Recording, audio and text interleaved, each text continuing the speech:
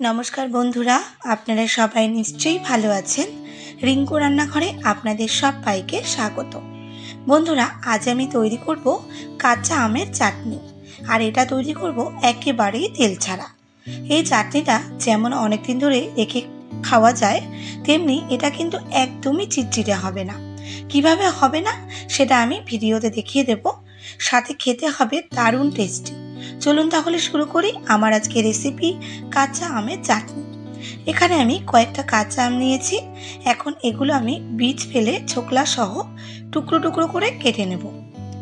দেখুন বন্ধুরা, টুকরোগুলো কিন্তু খুব বেশি ছোট বা খুব বেশি বড় করে কাটিনি। এরপর একটা বোলের মধ্যে বেশ কিছুটা জল নিয়েছি এবং তাতে দিয়েছি হাফ চামচ পরিমাণে হলুদ। এখন হলুদ জলের মধ্যে কেটে রাখা আমগুলো ভিজিয়ে রাখবো কিছুক্ষণ।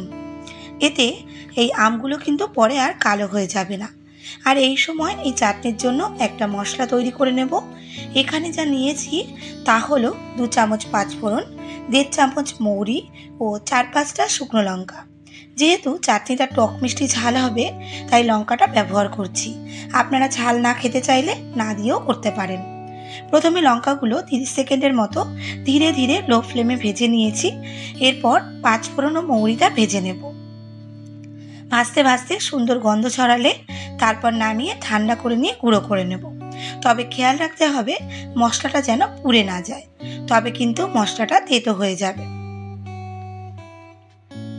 মশলা রেডি করে নিয়ে তারপর কড়াইতে দিচ্ছি বেশ কিছুটা পরিমাণে জল, আর এই জলের মধ্যে এখন কেটে রাখা আমগুলো দিয়ে দেব।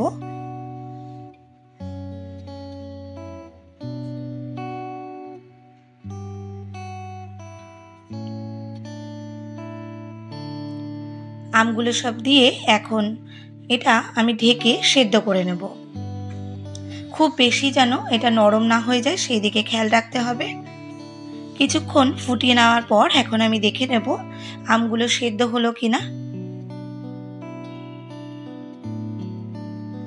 খুব বেশি যদি আম নরম হয়ে যায় তবে কিন্তু চাটনিটা একেবারে গুলিয়ে যাবে, একটু গোটা গোটা থাকবে। দেখুন বন্ধুরা, আমি যেরকম চাইছি ঠিক তেমনই আমগুলো সেদ্ধ হয়েছে।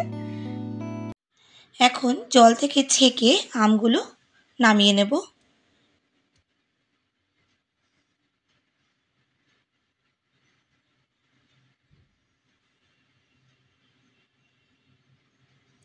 এরপর আম সেদ্ধ করা জলটা ফেলে দিয়ে আবার কড়াইতে আমি দিচ্ছি 1 লিটারের মতো জল। বন্ধুরা, আম যতটা থাকবে আর যেমন চাটনি পাতলা করব সেটা বুঝে কিন্তু এখানে আমি জলটা দিয়েছি। আর জলের মধ্যে এখন দিচ্ছি 1 চামচ পরিমাণে মৌরি আর দিয়েছি সামান্য লবণ। ভালো করে মিশিয়ে নিয়ে জলটা ফুটিয়ে নিচ্ছি। তারপর এখানে দেব 250 গ্রাম চিনি। আম কতটা টক সেটা বুঝে কিন্তু এখানে চিনিটা দিতে হবে। চিনি দিয়ে একবার ভালো করে মিশিয়ে নিচ্ছি। ভালো করে মিশে গেছে চিনিটা। এখন আমি এতে দেব সামান্য ফুড কালার। এতে চাটনির কালারটা কিন্তু খুব সুন্দর হবে।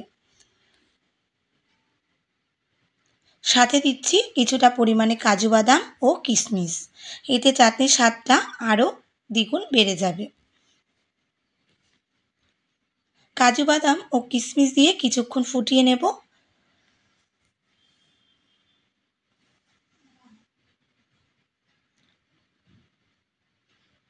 এখন এইদিকে আমি 1 চামচ কর্নফ্লাওয়ার নর্মাল জলে গুলে নেব।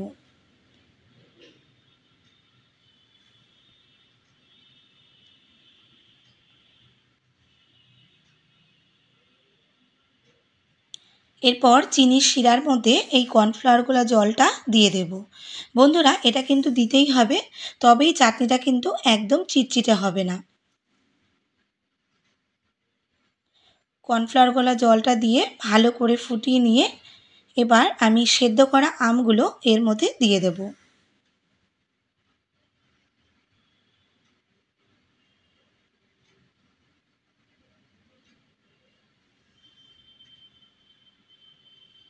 যেহেতু বন্ধুরা আমগুলো আমি 80%-এর মতো সেদ্ধ করে নিয়েছিলাম, তাই বেশিক্ষণ কিন্তু আর আম সেদ্ধ করতে হবে না। শুধুমাত্র আমের মধ্যে মিষ্টি স্বাদটা ঢুকবে ততক্ষণ ফোটালেই হবে। বন্ধুরা, কেমন লাগছে আমার আজকের এই কাঁচা আমের চাটনি কমেন্ট করে কিন্তু অবশ্যই আমাকে জানাবেন।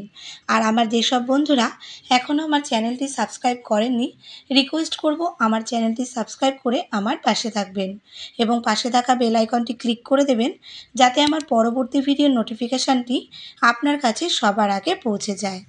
আর এর সাথে সাথে আমার পুরনো বন্ধুদের আমার পাশে থাকার জন্য জানাই অসংখ্য ধন্যবাদ। বন্ধুরা, কিছুক্ষণ আমি আমগুলো ফুটিয়ে নিয়েছি এবং মাঝে মাঝেই একটু নাড়াচাড়া করে নিয়েছি। চাটনিটা কিন্তু প্রায় হয়েই গেছে।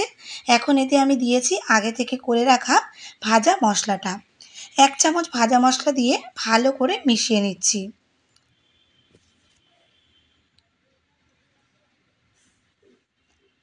চাটনিটা নামানোর ঠিক আগেই আমি এখন এতে দেব 1 টেবিল চামচ ভিনিগার।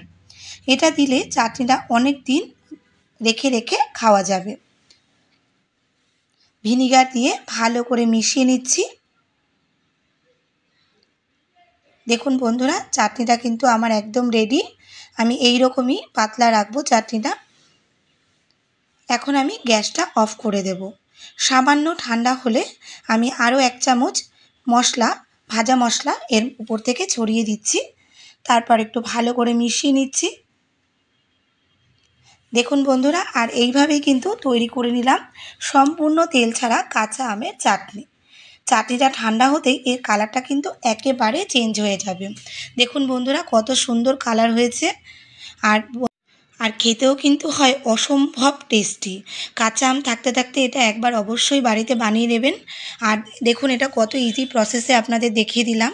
ভালো লাগলে একটা লাইক করে দেবেন, সাথে শেয়ার করে দিন আপনার পরিচিতদের কাছে।